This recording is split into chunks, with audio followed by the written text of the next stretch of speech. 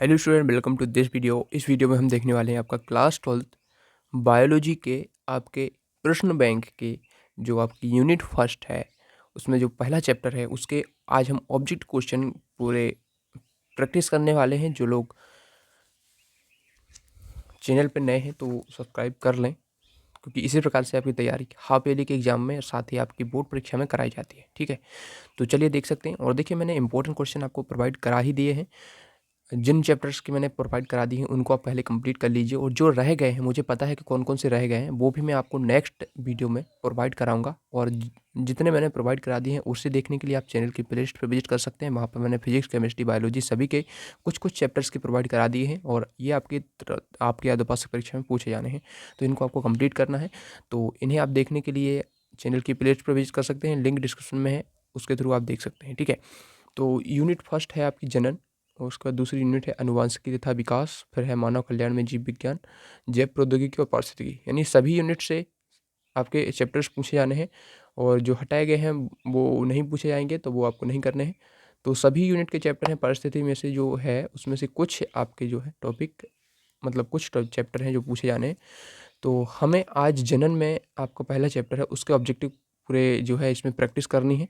ठीक है, तो चलिए उसको करते हैं। जिन लोगों को आंसर आते हैं फिर भी देखिए वीडियो। देखिए, वैसे पढ़ने का मतलब कुछ और होता है, और इस प्रकार से आपको मैं समझाऊंगा साथ में, और इस प्रकार से पढ़ेंगे ना तो एक एक क्वेश्चन आपको याद रहेगा। तो चलिए हम देखते हैं। ठीक है, तो आपका देखिए यूनिट फर्स्ट में से अध्याय 1 जो है वो तो आपका रिड्यूस हो गया है। देख सकते हैं ऊपर रिड्यूस हो गया है। खाद्य उत्पादन में वृद्धि वाला रिड्यूस है, पर्यावरण के मुद्दे ये वाला भी रिड्यूस है। ठीक है, तो जीवों में जनन नहीं आना है, हटाया गया है। ठीक है, अध्याय 2 है जो पुष्पी पादपों में लैंगिक जनन या पुष्पी पौधों में लैंगिक जनन, ये वाला जो चैप्टर है आना है। और इसके जो यहाँ पर पॉइंट है इनको तो आपको पढ़ना ही है, और इसके जो ऑब्जेक्टिव क्वेश्चन है वो हम प्रैक्टिस करने वाले हैं वीडियो में। ठीक है, तो पूरा वीडियो देखना। वीडियो थोड़ा लंबा हो सकता है, क्योंकि देखिए जब कोई अच्छे से समझाया जाता है तो थोड़ा उसमें टाइम लगता है, और उसको अच्छे से पढ़ा जाता है तो उसमें भी टाइम लगता है। इसलिए आप लोग वीडियो थोड़ा लंबा हो जाए तो पूरा देखना, उसमें कोई दिक्कत नहीं है, आपकी अच्छे से तैयारी होगी। और इसी प्रकार से हम सभी अध्यायों के देखेंगे, आप लोग ज़्यादा से ज़्यादा कमेंट करेंगे। ठीक है, चलिए देखते हैं। यहाँ पर पहले ये देख लीजिए, स्मरणीय बिंदु हैं, इनको पहले देख लीजिए। ठीक है, तो ये सभी आप पढ़ लीजिए, इसमें ज़्यादा कुछ उतना ज़्यादा कठिन नहीं है, आप एक एक कर पढ़ लीजिए सभी को। तो इस प्रकार से आपके ये सभी पॉइंट हैं। इसको पढ़ने के बाद हम शुरू करते हैं डायरेक्ट यहाँ से ऑब्जेक्टिव क्वेश्चन, इनकी प्रैक्टिस करते हैं। और जिन लोगों को आंसर पता है वो कमेंट में ज़रूर बताएं। ठीक है, कमेंट में जो करेंगे आंसर तो आपका रिवीजन भी होते जाएगा और अच्छे से तैयारी भी हो जाएगी। तो चलिए देखते हैं। हम देखते हैं यहाँ से आपके वस्तुनिष्ठ प्रश्न, और चलिए देखते हैं यहाँ से शुरू होते हैं हमारे वस्तुनिष्ठ प्रश्न। तो चलिए शुरू करते हैं। वस्तुनिष्ठ प्रश्न है आपके, सबसे पहले हैं आपके सही विकल्प टाइप के। ठीक है, तो देख सकते हैं कच्चे नारियल का पानी है। ठीक है, तो कच्चा नारियल आपने देखा होगा, उसके अंदर जो पानी होता है वो क्या होता है। 4 ऑप्शन है। अपरिपक्व भ्रूण होता है, मुक्त केंद्र की भ्रूपोष होता है, बीजोल की सबसे अंदर वाली सतह होती है, या अपभ्रष्ट बीजांड का होता है। 4 ऑप्शन है। सही आंसर आप लोग पहले कमेंट में करेंगे, कमेंट करने के बाद मैं आपको आंसर बताऊंगा। तो जल्दी से कमेंट कर दीजिए जो सही आंसर है, और वीडियो को पॉज करके आप कमेंट करेंगे, उसके बाद आंसर देखेंगे। ठीक है, तो आपको अपना टेस्ट भी आप करते चाहिए, क्योंकि इसका जो प्रैक्टिस करेंगे ना, देखिए आपकी प्रश्न बैंक है उससे प्रश्न डेफिनेटली आते हैं। जो लोग ऐसे मन में बैठाए हुए हैं कि प्रश्न बैंक से कुछ नहीं आता, वो लोग ठीक से पढ़ते ही नहीं है प्रश्न बैंक को। जो लोग पढ़ते हैं उन्हें पता है कि कैसे आता है। और इसके साथ ही ऑब्जेक्टिव का देखिए, मैं प्रश्न तो आपके डेफिनेटली आते हैं, ऑब्जेक्टिव कुछ आपके नहीं आते हैं प्रश्न बैंक से। और उन कुछ ऑब्जेक्टिव्स को पढ़ने के लिए आपको किसी दूसरी गाइड का और किसी बुक्स का मतलब सहारा लेना होगा। जो बुक्स आपकी एनसीईआरटी है उसको तो पढ़ना ही होगा। एनसीईआरटी में से तो सभी आता है। ठीक है, उसमें से आप अंदर से यदि पढ़ रखे हैं तो उसमें कोई दिक्कत नहीं रहेगी आपको। लेकिन यदि आपने ऊपर ऊपर पढ़ा है बुक से, तो कोई गाइड वगैरह है उनसे भी देख लीजिए। उनसे भी आपके सभी गाइड से आप ऑब्जेक्टिव कंप्लीट कर लेंगे ना, तो आपका कोई भी ऑब्जेक्टिव गलत नहीं होगा। लेकिन फिर भी आपको ऑब्जेक्टिव के पूरे यदि आपको सही करने हैं तो आपको बुक ज़रूर पढ़नी होगी। लेकिन अभी आप जैसे कितने आते हैं आपके में, 28 आते हैं। 28 में से आपको कम से कम 25 चाहिए, तो आप इनसे गाइड्स वगैरह से सबसे पढ़ सकते हैं, वो आपसे डेफिनेटली बन जाएंगे। ठीक है, तो चलिए देखते हैं। कच्चे नारियल का पानी होता है, और प्रश्न बैंक से जरूर करना, क्योंकि प्रश्न बैंक से मोस्टली आपका कवर हो जाता है, और कुछ आपके रह जाते हैं ऑब्जेक्टिव, वो आपको करना होता है किसी दूसरी गाइड वगैरह से, तो वो आप कर लेना, आपके फ्रेंड्स से मंगा के कर लेना। प्रश्न बैंक नहीं खरीदा है तो उसको भी खरीद लीजिए, क्योंकि वैसे पढ़ने में अलग बात है, और किसी PDF वगैरह से पढ़ने में उतना मुझे अच्छा नहीं लगता। और ना ही मैं आपको सजेस्ट करूँगा कि PDF से पढ़िए, क्योंकि PDF से पढ़ने में रहता क्या है कि जैसे मुझे इस पेज से दूसरे पेज पे जल्दी से जाना है तो उसमें क्या है, पूरा खिसकाना पड़ेगा, मतलब स्क्रॉल करना पड़ेगा। लेकिन इसमें जैसे मैं जल्द से जल्द यहाँ पे जा सकता हूँ, कहीं पे जा सकता हूँ, तो खरीद लीजिए, कुछ दिक्कत नहीं है, खरीदने से अच्छा रहता है। और किताब से पढ़ने में जो अच्छा फील आता है वो PDF से कहाँ आता है, ठीक है। देखिए कच्चे नारियल पानी है मुक्त केंद्र के भ्रूणपोष, ठीक है। तो ये इसका आंसर हो जाएगा। बा ऑप्शन आप टिक कर लेंगे, ठीक है। इसका राइट आंसर बा ऑप्शन हो जाएगा, ठीक है। जिन्होंने सही दिया उनके लिए कॉन्ग्रेचुलेसन, जिन्होंने नहीं दिया तो वो याद कर लीजिए। देखिए बीज का परिवर्धन होता है, तो बीज का परिवर्धन किससे होता है, तो देखिए याद रखिएगा जो बीज होता है उसका परिवर्धन बीजांड से होता है, तो ऑप्शन 22 का करेक्ट आंसर हो जाएगा। और फल का जो होता है वो होता है आपका अंडाशय से, ठीक है, याद रखिएगा। परागकोश के अंदर की भित्ति क्या होती है, तो याद रखिएगा परागकोश के सबसे अंदर की जो भित्ति होती है, परागकोश में हमने 4 भित्तियाँ पढ़ी थी, ठीक है।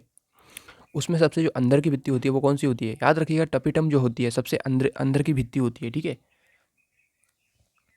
तो तीसरे वाले का देख लीजिए, आपका टेपिटम करेक्ट आंसर हो जाएगा। अगला क्वेश्चन देखिए, पौधे में निषेचन की खोज किस वैज्ञानिक ने की थी। तो देखिए 4 ऑप्शन है, मैं थोड़ा टाइम आपको दूंगा, तो 4 ऑप्शन में से आप बताइए कौन सा सही है। नवास्टिन है, एमिकी है, स्ट्रॉसबर्गर है, पंचानन माहेश्वरी है। आंसर है वो करेक्ट आप तो लिख ही दिया होगा आपने कमेंट में, और नहीं लिखा तो लिख दीजिए जल्द से जल्द।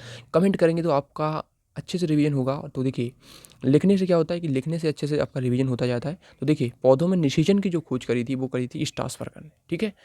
तो इसमें कंफ्यूज मत होइएगा, नवास्टिन ने जो है द्वि निषेचन की खोज करी थी और स्ट्रासबर्गर ने निषेचन की खोज करी थी, ठीक है। तो इसमें चौथे प्रश्न का आंसर आपका सा ऑप्शन हो जाएगा, ठीक है। पांचवा क्वेश्चन देखते हैं। पांचवा क्वेश्चन कह रहा है कि द्वि निषेचन की खोज किसने की थी। तो द्वि निषेचन डबल फर्टिलाइजेशन जो हम पढ़ते हैं ना आवृत बीजियों में, वो द्वि निषेचन की जो खोज करी थी वो करी थी नवास्टिन ने। तो इसमें ऑप्शन दा करेक्ट हो जाएगा, ठीक है। तो ये वाला आपका ऑप्शन दा करेक्ट हो जाएगा। अगला क्वेश्चन देखते हैं।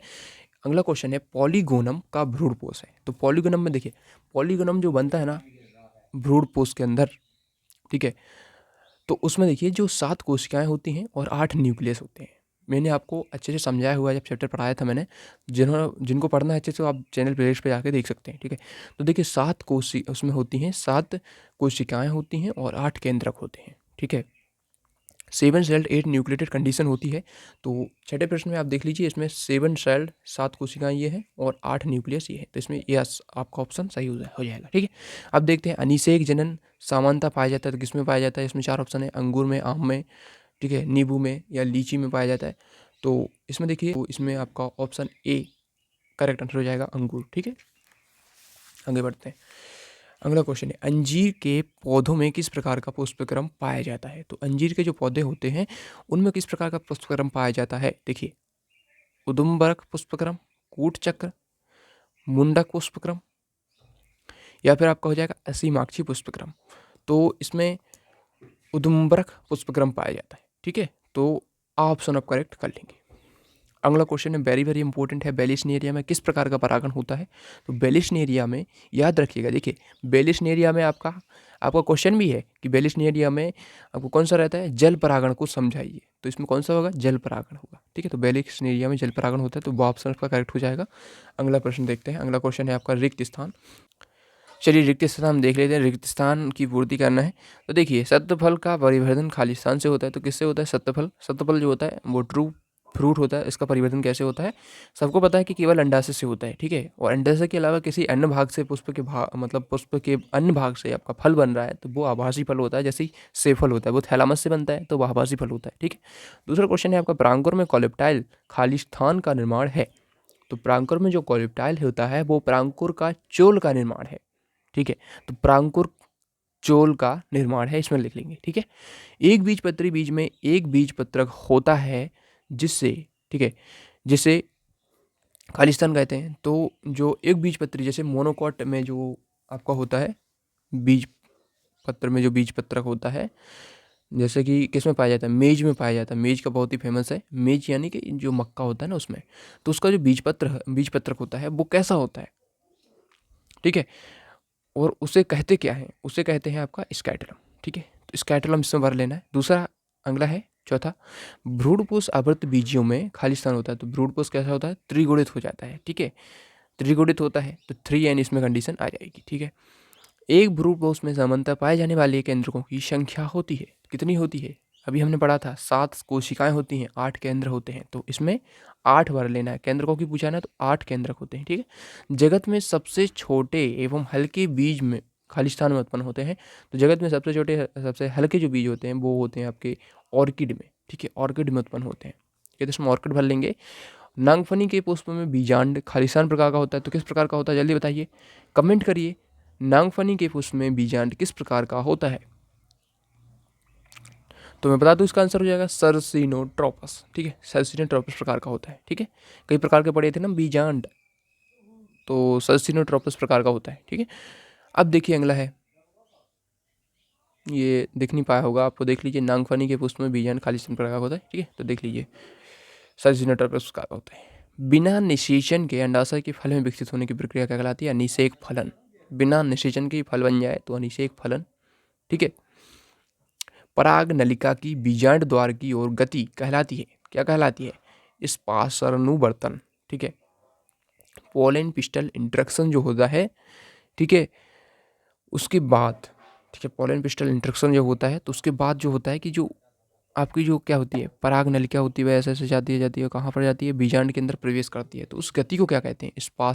स्पर्शानुवर्तन। ठीक है, ये यहाँ पर लिखा हुआ है, इसको देख लीजिए ऐसा।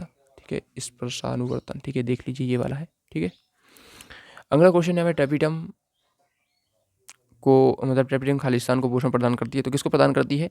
बीजाणु मात्र कोशिकाओं को। ठीक है, बीजाणु मात्र कोशिकाएं होती हैं जो, उसको टेपिटम जो है पोषण प्रदान करता है। और टेपिटम की यही तो भूमिका है, टेपिटम के कार्य भी आपसे पूछे जाते हैं। तो टेपिटम की भूमिका क्या है? बीजाणु मात्र कोशिकाओं को पोषण प्रदान करना। ठीक है, अब देखते हैं हम एक शब्द वाक्य में उत्तर, बहुत ही इंपॉर्टेंट है आपके जो एक शब्द वाक्य में उत्तर। पहला क्वेश्चन है, पुष्पी पौधों में कौन सी संरचना त्रिगुणित होती है? तो कौन सी संरचना जो है त्रिगुणित होती है? अभी हमने देखा था, कौन सी होती है? भ्रूणपोष। ठीक है, भ्रूणपोष जो होती है त्रिगुणित होती है, 3n कंडीशन जो उसमें पाई जाती है। ठीक है, तो त्रिगुणित 3n। एंडोथीसियम किसमें सहायक होती है? ठीक है, तो एंडोफिस जो थीसियम होती है, एंडोथीसियम क्या है?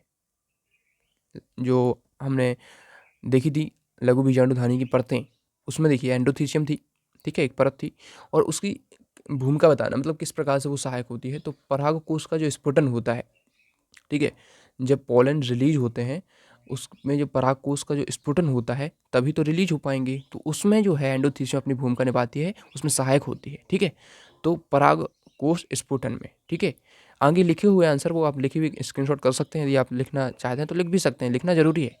जो पुष्प सदैव बंद रहते हैं उन्हें क्या कहते हैं? देखिए, जो पुष्प हमेशा ही बंद रहते हैं, मतलब वो खुलते ही नहीं है, वहीं पर उनका सब हो जाता है, पोलिनेशन वगैरह सब, तो उन्हें क्लिस्टोगेमस फ्लावर कहते हैं, क्लिस्टोगेमस फ्लावर कहते हैं उन्हें। ठीक है, अब उसमें हिंदी में कुछ कहते हैं, मैंने उसमें हिंदी में नहीं मुझे पता, तो आप देख लेना, बुक में मिल जाएगा क्लिस्टोगेमस फ्लावर को क्या बोलते हैं। ठीक है, उसके बाद अंडाशय के फल का निर्माण होने पर वह फल क्या कहलाता है? अंडाशय से फल, तो अंडाशय से बनेगा तो क्या होता है?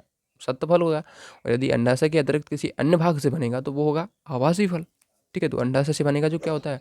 सत्य फल होता है, ट्रू फ्रूट। ठीक है, पांचवा क्वेश्चन देख लीजिए, किस पौधे की परागकण से त्वचीय एलर्जी होती है? तो देखिए, ये पार्थेनियम जो ग्रास होता है, कैरेट ग्रास जिसको हम बोल सकते हैं। ठीक है, तो ये जो होता है इससे हमें परागकण से एलर्जी होती है। ठीक है, परागकण से कई प्रकार की एलर्जीज होती है, श्वसन में कई एलर्जी होती है, अपने पढ़ रखी होगी। तो और ऐसा नहीं है कि एलर्जी होती है, वो फायदेमंद भी हैं, कई प्रकार के एथलीट्स वगैरह उसके लेते हैं, मतलब टैबलेट्स के रूप में, क्योंकि उसमें काफ़ी ज़्यादा जो है प्रोटीन वगैरह ये सब होते हैं। ठीक है, ठीक है, तो एलर्जी भी होती है, तो एलर्जी की आप याद रखिएगा, पार्थिनम ग्रास जो होता है उससे होती है। ठीक है, आवर्तबीजी पौधों में किस प्रकार का बीजांड पाया जाता है? तो आवर्तबीजों में किस प्रकार का बीजांड पाया जाता है? तो बेसिकली ज़्यादातर आवर्तबीजी पौधों में एनाट्रोपस प्रकार का बीजांड पाया जाता है, तो एनाट्रोपस याद रखना है। ठीक है, पोलिनियम किस पौधे में पाया जाता है? तो पोलिनियम किस में पाया जाता है? पोलिनियम, तो जो ओक का पौधा होता है, आक जिसको बोल सकते हैं, कैलोट्रोपस जिसको इंग्लिश में बोलते हैं, उसमें पाया जाता है। ठीक है, पुष्प के स्तर की सर भाग लिखिए, तो पुष्प के स्तर के भाग कौन कौन से हैं? वर्तिका होती है। ठीक है, सबसे ऊपर का वर्तिका मैंने आपको बताया था। ठीक है, वर्तिका ऊपर का होता है, उसके बीच में फूला हुआ भाग होता है अंडाशय। सबसे पहले तो होता है आपका वर्तिकाग्र। ठीक है, फिर होता है वर्तिका, फिर होता है फूला हुआ भाग अंडाशय। ठीक है, तो सबसे ऊपर जहाँ पर पोलन लैंड करते हैं वो होता है वर्तिकाग्र, और बीच वाला जो मतलब एक नली टाइप की होती है वो होती है वर्तिका, और सबसे नीचे वाला जो फूला हुआ पार्ट होता है ऐसा, वो होता है अंडाशय। ठीक है, ओवरी। अब देखते हैं अगले। देखिए, आवृतबीजी पौधों में सामान्यतः कितनी परिध्रुव कोशिकाएं पाई जाती हैं? तो कितनी पाई जाती हैं? तो आवृतबीजी पौधों में सामान्यतः कितनी प्रतिध्रुव कोशिकाएं पाई जाती हैं? तो 3 पाई जाती हैं, याद रखिएगा। ठीक है, अब देखिए, मूंगफली में किस प्रकार का पुष्प पाया जाता है? तो हाँ, क्लिस्टोगेमस पुष्प पाया जाता है। अब क्लिस्टोग्रामस को हिंदी में बता रहा था अभी, को वो क्या बोलते हैं, उसे बोलते हैं क्लिस्टोग्रामी। जो अभी बताया था ना मैंने कि जो होते हैं बंद रहते हैं, वो क्या होते हैं, अनुन्मलीय पुष्प होते हैं, उन्हें हम क्लिस्टोगैमस फ्लावर कहते हैं। ठीक है, तो ये याद हो जाएगा आपको। ठीक है, तो क्लिस्टोगैमस याद रखिए। हिंदी में भी इसको ट्रांसलेट करके मतलब उच्चारण करके क्लिस्टोगैमस ऐसा लिख सकते हैं, जरूरी नहीं है कि इंग्लिश की मीनिंग ही लिखें आप। अब देखते हैं सही जोड़ियाँ। सही जोड़ी बहुत ही इंपॉर्टेंट है इस चैप्टर की जो। ठीक है, और देखिए अनिषेक जनन क्या होता है, तो अनिषेक जनन से याद कर लेंगे, अनिषेचित अंड से भ्रूण बनना अनिषेक जनन है। ठीक है, अनिषेचित अंड से ही भ्रूण का बनना। बहुभ्रूणता पॉली एम्ब्रोनिया, एम्ब्रोनी क्या होता है, ये होता है एक बीज में एक से अधिक भ्रूण निर्माण, पॉली एम्ब्रोनी। ठीक है, तो इससे मैच कर लेंगे। असंग जनन एपोमिक्सिस क्या होता है, इसमें तो है बिना निषेचन के अलिंगी जनन होता है असंग जनन। ठीक है, अनिषेक फलन होता है बीज रहित फल। ठीक है, और अनिषेक फलन में क्या होता है, अभी हमने पढ़ा था, आप सब देख सकते हैं, बिना निषेचन के अंडाशय से फल विकसित होने की प्रक्रिया वही तो होती है आपकी अनिषेक फलन, और निषेचन होगा ही नहीं तो उसमें बीज नहीं बनेगा, इसकी वजह से बिना बीज के ही हमें फल मिल जाएंगे। ठीक है, तो इससे आपको मैच करना है अनिषेक फलन से बीज रहित फल, और असंग जनन से बिना निषेचन के अलिंगिक जनन। ठीक है, तो इससे मैच कर लेंगे। आभासी फल क्या होता है, देखिए फॉल्स फ्रूट होता है कि अब अनिषेचित। ठीक है, फॉल्स फ्रूट क्या होता है, फॉल्स फ्रूट इसमें सेब है, देख सकते हैं सेब। अब सेब फॉल्स फ्रूट क्यों है, क्योंकि वो अंडाशय से विकसित नहीं होता है, वो थैलामस से विकसित होता है। ठीक है, पुंज फल एग्रीगेट, ये क्या हो जाएगा आपका, इसमें देखिए ये रस भरी मदार ये सब हो जाएंगे, सामने लिखे हुए हैं। और संग्रथित फल होता है, कंपोजिट फ्रूट्स जो होते हैं वो अनानास से हो जाएगा। ठीक है, तो अनानास से मैच कर लेंगे। तो इस प्रकार से आपकी पहली सही जोड़ी हो जाती है। दूसरी देख लीजिए, अब दूसरी बहुत ही इंपॉर्टेंट है, इसमें आपके परागण का प्रकार पूछा गया, तो किस प्रकार के परागण को क्या बोलते हैं, और इससे डेफिनेटली प्रश्न आएगा, एक ना एक तो जरूर आएगा। और एनीमोफिली देखिए इसमें पूछा गया है, कॉलम ए से कॉलम बी को मैच करना है। तो एनीमोफिली क्या होता है, तो वायु द्वारा जो परागण होता है वो एनीमोफिली होता है। ठीक है, तो वायु द्वारा परागण एनीमोफिली। ठीक है, एंटोमोफिली क्या होता है, एंटोमोफिली कीटों द्वारा परागण होता है, तो नीचे दिया होगा कीटों कीटों कीटों कीटों कीटों द्वारा परागण। ठीक है, जूफिली क्या होता है, तो जूफिली होता है जंतुओं द्वारा परागण। तो वो जंतु कहाँ पर है, इसमें है जंतु कहीं पर, चमगादड़ जंतु जंतु जंतु कहाँ पर है, इस तरफ दिया क्या जंतु, पक्षी दिया है, इस तरफ तो पक्षी ही दिया है, तो इसमें कुछ मिस्टेक लग रहा है मुझे। तो यहाँ पर देखिए जूफिली जंतु द्वारा होना चाहिए, इसमें वायु दिया है आंसर, तो ये गलत है। ठीक है, तो देखिए इसमें देख सकते हैं यहाँ पर दूसरे का क्या दिया है, बाद फा दिया है, तो फा कहाँ पर है, तो ये तो सही है। थर्ड का देखना था मैं, थर्ड का देख लीजिए, थर्ड का इसमें बा दिया है, तो बा कहाँ पर है, बा देखिए वायु द्वारा परागण, तो ये तो सही नहीं है ना, ये देख लीजिए यहाँ पर वायु द्वारा नहीं होता ये। ठीक है, इसमें क्या दिया है एंटोमोफिली, तो सही दिया है कीटों द्वारा होता है, लेकिन जूफिली का इसमें वायु द्वारा दिया है, तो ये गलत है, यहाँ पर जंतुओं द्वारा होना चाहिए, इसमें कुछ मिस्टेक है, यहाँ पर वायु हटा के आप जंतु कर लेना। ठीक है, तो वायु परागण एनियोफिली होता है। ठीक है, जूफिली जंतुओं द्वारा परागण होता है। हाइड्रोफिली क्या होता है, जल द्वारा परागण होता है, तो इसमें आ वाला मैच कर लेंगे हाइड्रोफिली। ठीक है, हाइड्रोफिली जल द्वारा।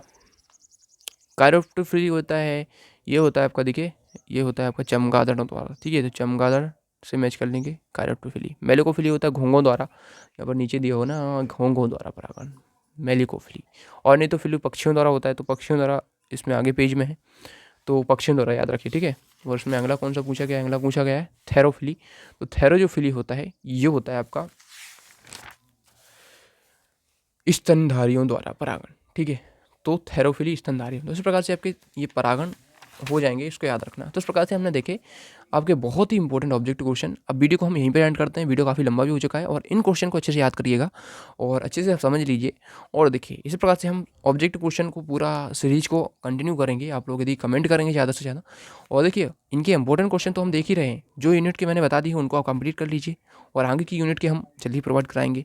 ठीक है, जिससे आपकी तैयारी अच्छी हो पाएगी। और देखिए फिजिक्स केमिस्ट्री के मैं बता ही रहा हूँ, कंटिन्यूसली उसके वीडियो आते जा रहे हैं, और इसी प्रकार से आपका नेक्स्ट वीडियो भी आएगा इसका, और अन्य विषयों के भी आते रहेंगे। ठीक है, तो चलिए मिलते हैं अगले वीडियो में। आप जानकारी टीच को हर जगह फॉलो कर लेना, इंस्टाग्राम, टेलीग्राम, और साथ ही यूट्यूब पे तो फॉलो कर ही लेना, सब्सक्राइब कर लेना। ठीक है, चलिए मिलते हैं अगले वीडियो में।